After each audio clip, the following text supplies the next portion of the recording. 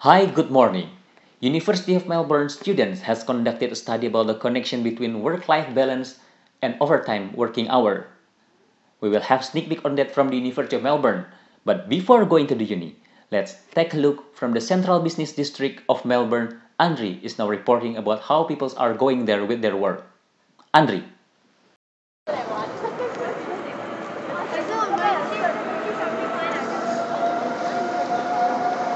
Okay, thank you, Fahmi.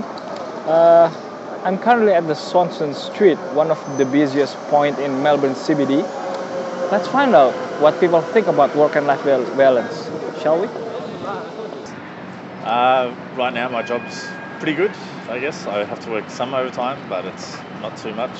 And then I get time in lieu if I have to work overtime. So it's pretty good. What about its connection with your work-life balance?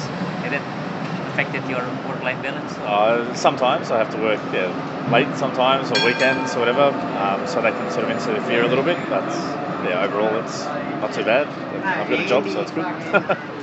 Yeah, not a fan. Even though a lot of money there? Well, yeah, like I said, if they offer it and you want to do it for extra money, great. But if they're saying no, we need you to stay back or whatever, I don't think that's really cool. You think it will affect your work-life balance or something? I think it more would affect my motivation to go to work. I don't think I'd want to go if they were constantly saying we need you to stay back. If they're forcing me to stay back. But if I was volunteering, then I don't think it would affect it at all. Because I'd only volunteer if I had the time to do it. So. My hours are very flexible anyway, so look, sometimes I might start at 8 o'clock in the morning, sometimes I might finish at 11 o'clock at night.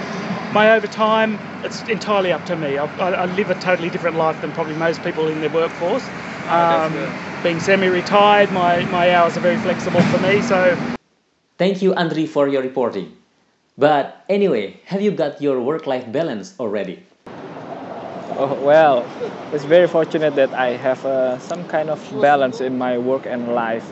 But if I look back, several years ago when I started the master program at the Melbourne Uni, they have the IEP Program. Well, yes, the burden is quite high and it was definitely obstruct my study and life balance actually.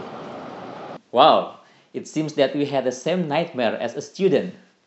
Okay guys, and now let's take a look our sneak peek on work-life balance study, live from All Arts Building, University of Melbourne. Team member of the researcher, Ismail and Suryo are there.